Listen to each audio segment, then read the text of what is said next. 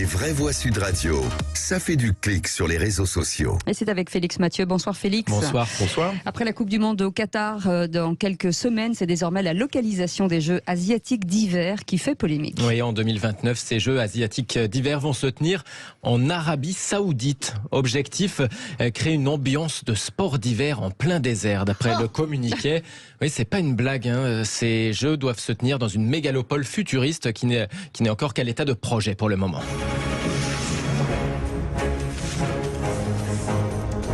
L'image d'un spot partagé par les autorités saoudiennes montre cette future mégalopole voulue par le prince Ben Salman, malgré l'incrédulité de beaucoup d'observateurs qui la jugent peu réaliste. Du nom de Neom, elle est censée sortir des montagnes avec de la neige qu'on suppose évidemment artificielle.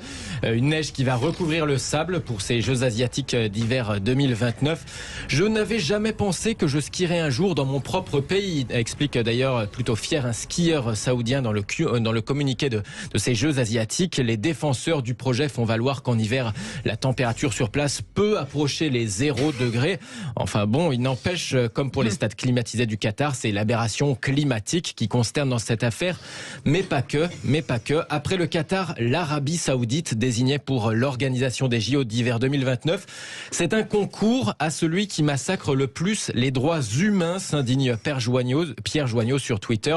Les droits humains en Arabie Saoudite, on en avait beaucoup parlé, souvenez-vous, avec l'exécution sommaire du journaliste Ramal Khashoggi dans un consulat en Turquie. Depuis ça, le prince Ben Salman est redevenu fréquentable entre guillemets sur fond de crise énergétique. On l'a même vu accueilli par Emmanuel Macron à l'Elysée. Les autorités saoudiennes, en tout cas, qui confient rêver aussi un jour d'organiser, figurez-vous, les Jeux Olympiques. Et c'est pas tout. L'Égypte, la Grèce et l'Arabie Saoudite auraient même entamé des conversations en vue d'une possible candidature commune à l'organisation de la Coupe du Monde de foot en 2030. De quoi indigner aussi Martine Aubry sur Twitter. Et maintenant, l'Arabie Saoudite pour accueillir les JO d'hiver asiatiques. Sont-ils devenus aveugles et sourds, les membres du CIO asiatique, pour prendre de telles décisions? C'est le tweet de la maire de Lille. Comme beaucoup de villes françaises, elle avait déjà pris, elle, la décision de boycotter la prochaine Coupe du Monde au Qatar. Pas de grand écran à Lille.